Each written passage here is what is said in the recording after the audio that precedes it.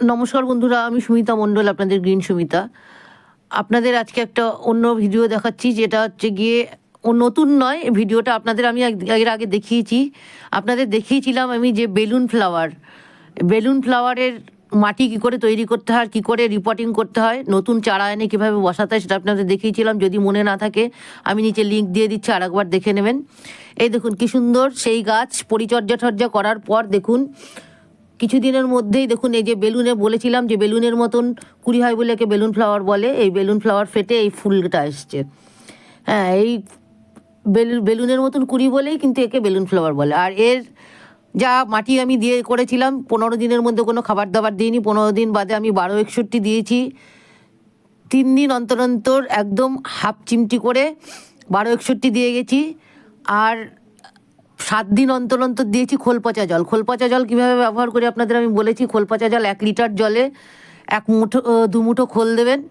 খোল দিয়ে সেটা তার সাথে 10-12টা সুইট, 10-12টা ডিএপি দানা আর সুপার ফসফেট 1 চামচ দিয়ে 4 দিন থেকে 5 দিন পচাবেন। এটা গরমকাল হলে 2-3 দিন পচালেই হয়ে যায়।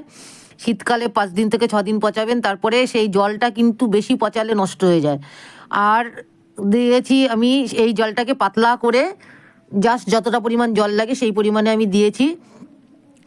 আর কি করেছি, আমি 15 দিন অন্তর অন্তর এই খোল পচা জলটা দিয়েছি। আর 7 দিন বাদে বাদে দিয়েছি আমি 19 দিয়েছি 1 চামচ করে।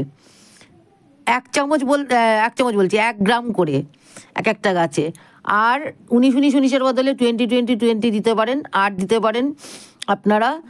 আমি দিয়েছি 15 দিন বাদে বাদে আমি ফাঙ্গিসাইড এবং পেস্টিসাইড করেছি।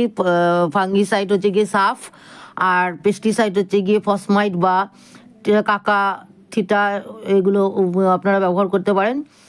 আর এই দেখুন 1 থেকে 1.5 মাসের মধ্যে কি সুন্দর ফুল এসে গেছে, ছোট ছোট গাছ। এই গাছ আমি এই প্রথমবার করলাম, এক্সপিরিয়েন্স আমার ঠিক আছে। এরপরে দেখুন এই ছোটো গাছে ফুল এসছে, এই সাইড দিয়ে দেখুন ডাল বেরোচ্ছে, আস্তে আস্তে আরও ডাল বেরোবে, আরও কুড়ি আসবে, ফুল হবে।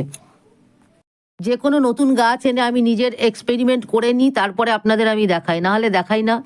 এই এক্সপেরিমেন্টটা ঠিক আছে। আর এই গাছ আমি প্রথম করছি, এর যে ছোটো ছোটো ডাল আছে, আশা করছি আরও ডাল বেরোবে। আর আরও এই নিয়ে পড়াশোনা করে আপনাদের পরে আরও ভিডিও দেখাবো। যদি ভিডিওটা আপনাদের ভালো লেগে থাকে, যারা নতুন দেখছেন তারা ডান দিকের বেল আইকনটা প্রেস করে অবশ্যই সাবস্ক্রাইব করবেন।